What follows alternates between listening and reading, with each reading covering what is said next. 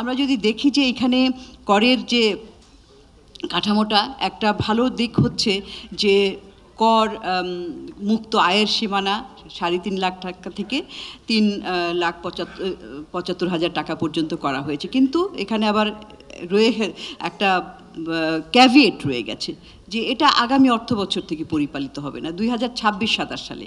কিন্তু দেখেন যে আমাদের এর মধ্যেই কিন্তু যে 2023 সালে এই 3.5 লাখ টাকা করা হয়েছিল, 23 থেকে এই এখন পর্যন্ত মূল্যস্ফীতির হার যদিও 9-10% হোক, কিন্তু আমরা জানি যে মূল্যস্ফীতির হার যেটা হয় প্রাইস লেভেলটা কিন্তু তার চেয়ে অনেক বেশি হয়। জেনেক্সে শিফট করো, লাইফকে লিফট করো। মূল আমরা যখন জিনিসপত্র কিনতে যাই প্রাইস লেভেল কিন্তু বেড়ে গেছে 20%। আর যখন আগামী 2026-27 সালে এটা বাস্তবায়িত হবে তখন কিন্তু এটা প্রাইস লেভেল আরও 25-30% হয়ে যাবে, 27-28%।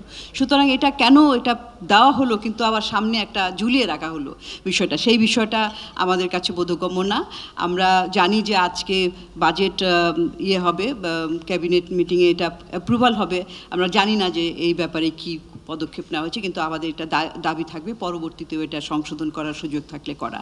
তবে এখানে দু একটি ভালো পদক্ষেপ নেওয়া হয়েছে, যেমন জুলাই যোদ্ধা যারা তাদের যে ট্যাক্স ফ্রি ইনকামের যে থ্রেশহোল্ড লেভেল সেটা 5,25,000 টাকা করা হয়েছে।